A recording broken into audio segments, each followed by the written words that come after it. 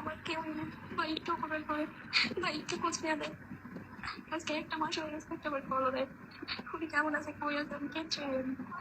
Please ভাই, দেখতে দেখেন ভাই, আমি অনেক অসুস্থ, আমি কই আছে, কেউ ওকে, মালয়েশিয়াতে অনেকেই আছেন এই মুহূর্তে অবৈধ, যারাই আছেন তাদের উদ্দেশ্যে দুইটা কথা বলবো। এক নম্বর কথা হচ্ছে, আপনি জানেন যে আপনি অবৈধ, এবং আপনি যদি ইমিগ্রেশনের কাছে ধরা পড়েন, আপনার পেছনে একটা খরচ আছে।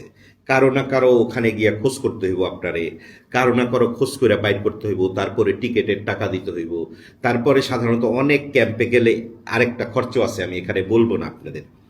সো এই যে খরচের টাকাটা, ভাই অন্তত এই খরচের টাকাটা বাংলাদেশে কারো কাছে দিয়ে রাখেন, যাতে আপনি ধরা পড়লে কিংবা আপনার কোনো বিপদ হইলে ওই টাকাটা দিয়ে আপনারে ছাড়াইতে পারে আপনার ফ্যামিলি। এখন এমন মেসেজ যে জিডি আমাদের কাছে মেসেজ দিল, এইরকম মেসেজ আমাদের কাছে প্রতিনিয়ত আসে বাংলাদেশ থেকে।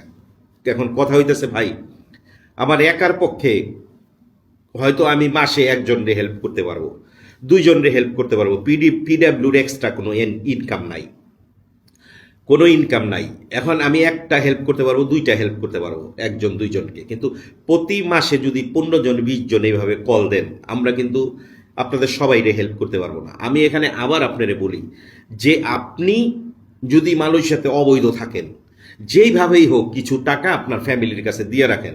যে কি গ্যারান্টি যে কালকে পরশু আপনি ইমিগ্রেশনের কাছে আটক না হন।